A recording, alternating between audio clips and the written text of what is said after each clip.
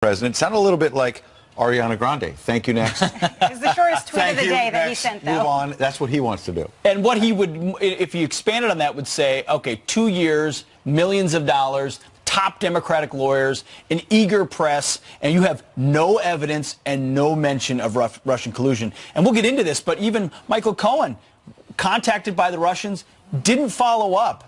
Nobody charged with the criminal conspiracy to collude with Russia. Even the wonderful and beautiful source of CNN, stating that nothing that emerged on Friday or with Flynn earlier in the week is any sort of smoking gun that pins collusion or obstruction of justice on Trump. So when he tweets that, I think he's right. But, I have to agree with you. The only thing they mentioned about Russia was, a potential synergy, that Russia tried to reach out to Cohen. But they specifically said that meeting didn't place. Cohen didn't return those calls. So, I mean, You can't collude if you don't answer. It's a little bit. They actually say it didn't take place. So we have Joe DiGenova, a former U.S. state attorney, says there's no evidence of Trump colluding. So let's hear a little bit more. What we learned was that there's no evidence, again, of Russian collusion with the Trump campaign, and certainly nothing with the president personally.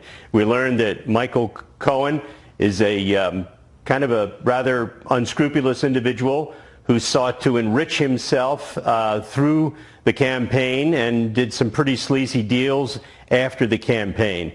But in fact, there is no suggestion whatsoever that the president did anything wrong, committed any crimes, or certainly had any contact with Russians. A lot of hype, a lot of sound, a lot of noise, a lot of drama, but no substance in terms of the President of the United States. Yeah, well said. So it was a sentencing document for former Trump lawyer Michael Cohen. He is going to face time in jail, it appears, based on what the special counsel is seeking. I read that document this morning on the way in. Here's a portion of the Cohen sentencing filing that stuck out to me and to a lot of us. It said, the defendant, Michael Cohen, recalled that a Russian national repeatedly proposed a meeting between individual number one, which is known to be Donald Trump, and the president of Russia. The person told Cohen that such a meeting would have phenomenal impact not only in politics but in the business dimension as well. Cohen, however, did not follow up on this invitation. So he didn't follow up on that invite. And then remember that the previous bombshell we had heard about a week or so ago was about the alleged Trump Tower in Russia that clearly the president, Michael Cohen, and others were talking about, but never came to fruition. The deal didn't happen. So maybe and the just deal like wouldn't this have been illegal, by the way, though. Right. I mean, it's not a resigned to play for the private sector, so it wasn't illegal. So he was lying about a transaction that would have been legal anyway. Yeah. Immediately the media pounced. Watch. The big news tonight is not about Michael Cohen. It's not about Paul Manafort. It's about one person, Donald Trump. This is the first time that federal prosecutors are accusing the President of the United States of having directed a crime. The Department of Justice today, in the most explicit terms, said the President of the United States committed 2 felonies. Synergy is... Well, synergy sounds a little collusion-y. I think it's a Harvard Business School term for collusion. If precedent means anything in the Trump era, Donald Trump must be impeached. Collusion-y. Yeah. I heard that word in there, collusion-y. If you can't prove collusion, now you say it's collusion-y. Collusion-y-ish, kind of ish. I looked at CNN's website this morning. Friday was a very bad day for Donald Trump.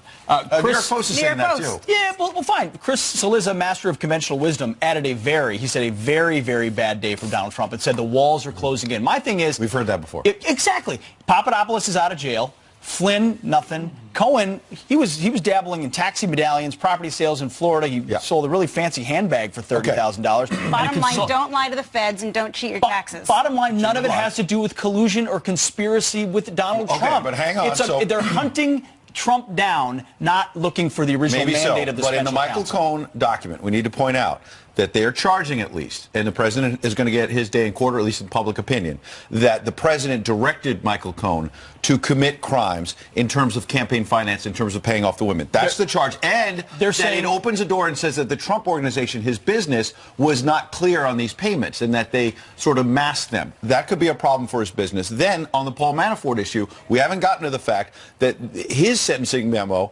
his document says that in May of this year, there's some text message from Paul Manafort allowing someone to contact an administration official, a Trump official, on his behalf. Now, was that just normal play back and forth between the lawyers, or was there something else going on that opens the door to obstruction of justice? You have to wonder why Paul Manafort and his people were talking to the administration. Why, Pete? I say we just keep the special counsel going for another year, just keep digging for anything we can. I didn't hear a word about collusion from what you said. I didn't hear a word about conspiracy. I didn't hear a word about obstruction of justice. But you'd be troubled by the president directing to somebody commit a crime. That is what a lot of the media is jumping on. We don't know what the president directed. We don't know where if he knew where the money came from. This had nothing to do with Russia. This had to do with two women, Stormy Daniels and all that. Stormy Daniels has nothing to do with Russia. Like, to me, again, there's hunting for a crime because they want to undo the election of Donald Trump. That may be true. As opposed to finding the truth on other things. Yeah. All right, guys. Well, Alan Dershowitz says there are no crimes here, and the special counsel will only find crimes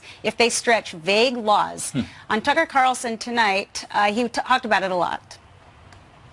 I don't see any crimes. What I'm afraid is going to happen is this special counsel, whose job it is only to find crimes, not sins, only crimes, will blur the line between crimes and sins and write a report designed to put the president in a bad light, but in the end they won't be able to find any specific violations of federal criminal statutes unless they stretch these vague laws like obstruction of justice beyond any recognition. There you go. So that is going to be the question, whether laws are being stretched. And to your point, Pete, this started with major allegations of collusion with the Russians to influence the 2016 election. Now we're talking about